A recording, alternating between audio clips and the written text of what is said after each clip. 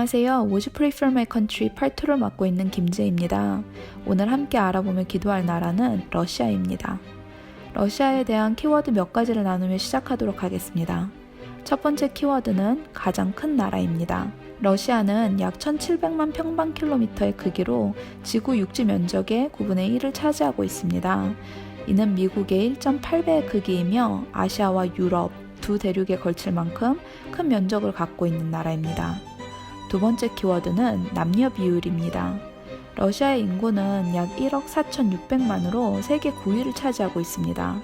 특이한 점은 남성 대비 여성이 1천만 명가량 더 많다고 하는데요.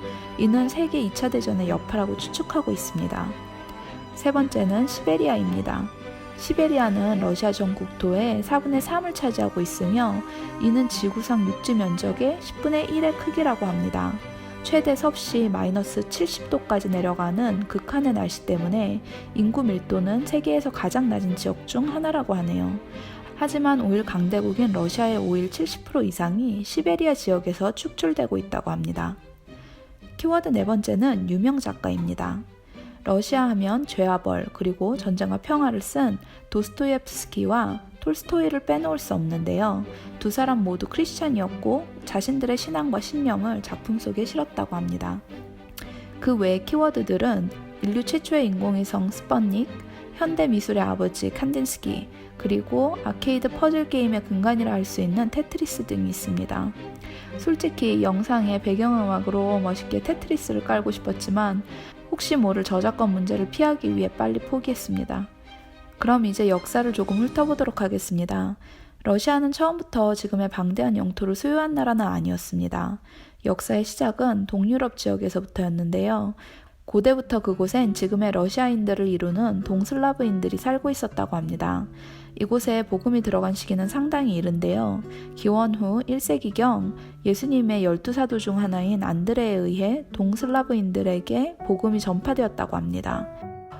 이후 9세기경 그 지역은 루스국, 즉 키예프 루스로 발전하였고 로마 카톨릭교와 상당히 흡사한 러시아 정교회를 국교로 세우게 됩니다. 13세기부터 15세기까지 루스국은 몽골의 지배하에 놓이게 됩니다. 그리고 17세기 표트르 대제에 의해 이 나라는 러시아 제국으로 재설립되게 됩니다. 그 이후로 러시아는 엄청난 확장을 하게 되는데 시베리아와 카프카스를 합병하여 유럽과 아시아에 걸친 광대한 영토를 소유하게 됩니다. 또한 대외적으로는 전쟁을 벌이며 다른 나라들을 계속해서 합병하였고 내부적으로는 도시와 철도를 건설하며 어마어마한 강대국으로 발전하게 됩니다.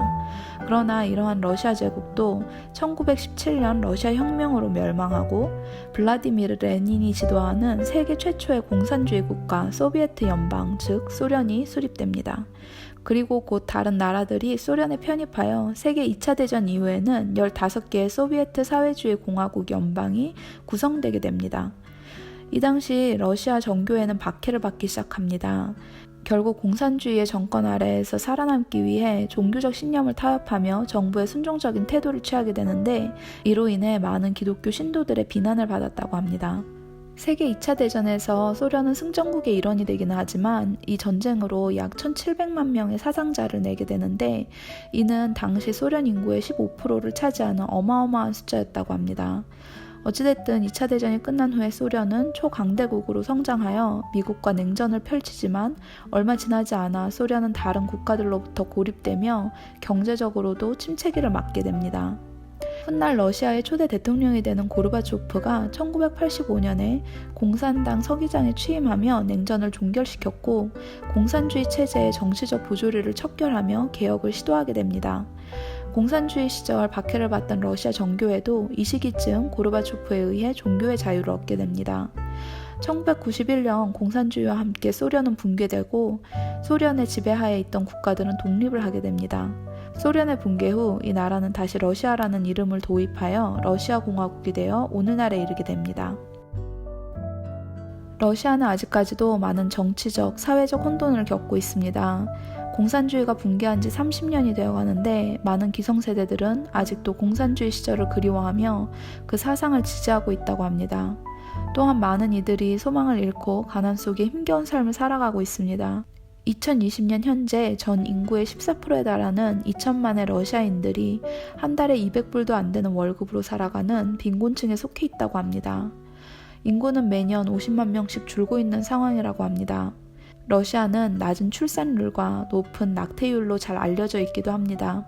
술, 마약, 자살, HIV, 에이즈, 깨어지는 가정 등이 러시아의 수많은 이들의 삶을 망가뜨리고 있습니다. 절망의 그늘이 드리운 러시아 사람들의 마음 안에 참 소망과 빛 대신 예수 그리스도가 전달되기를 기도합니다. 소련 시절의 박해를 견딘 러시아 정교회는 긴 역사를 자랑하며 러시아의 깊은 문화로 자리 잡았지만 영적으로는 쇠약해져 가고 있습니다. 소련의 붕괴와 함께 찾아온 종교의 자유로 인해 러시아에도 복음주의 기독교가 더욱 활성화되었지만 개신교를 경계하는 정부와 러시아 정교회의 탄압이 사실상 존재한다고 합니다.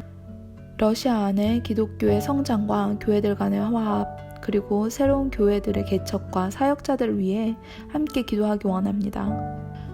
인구의 20%에 달하는 다른 언어를 사용하는 소수 민족들이 러시아 안에 살아가고 있다고 합니다. 이들에게 복음이 거의 들어가 있지 않다고 합니다.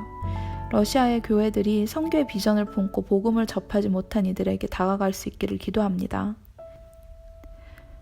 기도 영상을 만들며 제가 받는 개인적인 유익은 각기 다른 나라들의 다른 역사와 상황들을 좀 더 자세히 들여다볼 수 있다는 것입니다.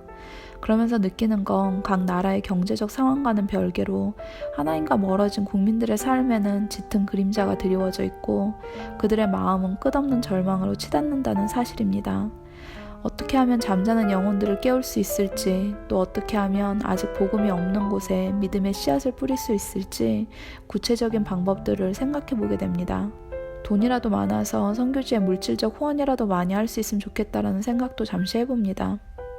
하지만 물질이 부족해서 하나님이 그분의 일을 하시지 못하는 건 아니라는 생각이 다시 듭니다. 어린아이가 내어놓은 보리떡 5개와 물고기 2마리, 미천한 여인의 향유 5컵, 과부의 전재산 2렙돈.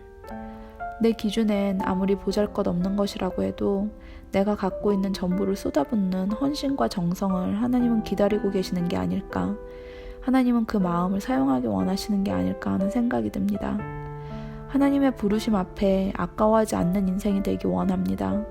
이런 개인적인 믿음의 고백을 해보며 오늘은 이만 영상을 마치도록 하겠습니다. 긴 영상 시청해주시고 기도에 동참해주셔서 감사합니다.